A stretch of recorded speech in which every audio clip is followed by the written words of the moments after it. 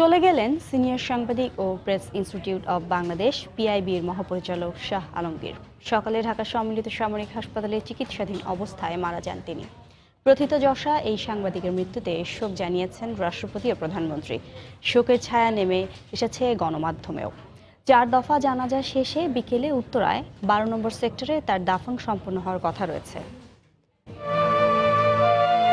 হঠাৎ শারীরিকভাবে গুরুতর অসুস্থ হয়ে পড়লে গেল 20 ফেব্রুয়ারি রাতে শাহ আলমগীরকে ভর্তি করা হয় ঢাকার সিএমএইচে। রক্তে হিমোগ্লোবিন কমে যাওয়া ও ডায়াবেটিস সহ নানা ব্যাধিতে ভোগা প্রেস ইনস্টিটিউটের মহাপরিচালককে পরদিনই আইসিইউতে স্থানান্তর করেন চিকিৎসকরা। আরোগ্যের জন্য গেল কদিনের চিকিৎসকদের সব চেষ্টা ব্যর্থ করে অবশেষে সব মায়া কাটিয়ে চলে গেলেন প্রিয় আর শ্রদ্ধার পাত্র জ্যেষ্ঠ সাংবাদিক শাহ আলমগীর। তার মৃত্যুর খবরে সিএমএইচে ভিড় করেন সহকর্মী ও স্বজনরা।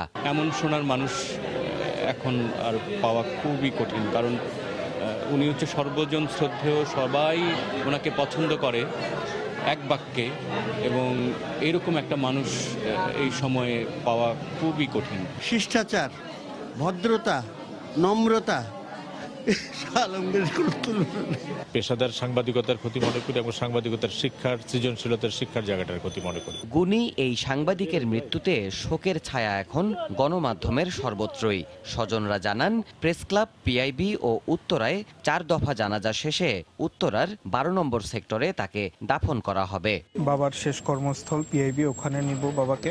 ওখান থেকে জাতীয় প্রেস ক্লাবে বাবার জানাজা হবে এবং ওখান থেকে আমরা আমাদের বাসায় নেব। 11 নম্বর সেক্টর বায়তুল নূর জামে মসজিদে বাবার শেষ জানাজা করে উত্তরা 12 নম্বর সেক্টরে বাবাকে দাফন করব। প্রথিতযশা এই সাংবাদিক নিয়মিত সাংবাদিকতার পাশাপাশি সাংগঠনিকভাবেও সক্রিয় ছিলেন। পেশাজীবী সাংবাদিকদের নানা কর্মকাণ্ডে দায়িত্ব পালন করেছিলেন ঢাকা সাংবাদিক ইউনিয়নের সভাপতি ও সাধারণ সম্পাদক হিসেবেও। 2013 সালের 7 জুলাই থেকে মৃত্যুর আগ পর্যন্ত পিআইবির মহাপরিচালকের দায়িত্বরত অবস্থায় পৃথিবী ছাড়লেন এই গুণীজন। দেবাশিস রায়, সময় সংবাদ, ঢাকা।